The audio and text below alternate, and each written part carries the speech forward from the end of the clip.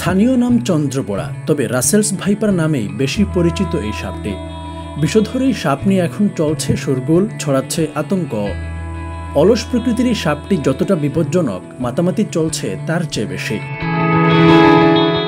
Russell's viper দক্ষিণ এশিয়ায় 4টি বড় সাপের একটি। বাংলাদেশের রাজশাহী অঞ্চল ছিল এর বিচরণস্থল, তবে এখন তা ছড়িয়ে পড়েছে সারা দেশে। ভারত, বাংলাদেশ, শ্রীলঙ্কা, নেপাল ও পাকিস্তানে রাসেলস ভাইপারের আনাগোনা আছে। এছাড়া তাইওয়ান, ইন্দোনেশিয়ার জাভা দ্বীপে এদের দেখা মেলে।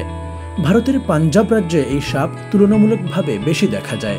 তবে রাসেলস ভাইপার কোনো নির্দিষ্ট আবাসস্থলে সীমাবদ্ধ থাকে না। এরা বিভিন্ন পরিবেশে বাস করতে সক্ষম। অবশ্য ঘন জঙ্গল সচরাচর এই সাপ এড়িয়ে চলে। সাধারণত এটি উন্মুক্ত, ঘাসে ঢাকা বা ঝোপঝাড়পূর্ণ এলাকায় বসবাস করে। সমতল ভূমি, উপকূলীয় নিম্নভূমি এবং পাহাড় এই প্রজাতির সাপের পছন্দের জায়গা। এই প্রজাতির সাপ ঘনবসতিপূর্ণ নগরাঞ্চল এবং গ্রামাঞ্চলেও দেখা যায়। বাংলাদেশে রাসেলস ভাইপার বিলুপ্তির হুমকির মুখে থাকা একটি প্রজাতি হিসেবে চিহ্নিত। তবে ইদানিংয়ের বিস্তার আবার দেখা যাচ্ছে। বাংলাদেশের অন্তত 27টি জেলায় এই সাপ দেখা গেছে। বিশেষ করে পদ্মা তীরবর্তী অঞ্চলে এই বিষধর সাপের দেখা মিলছে বেশি।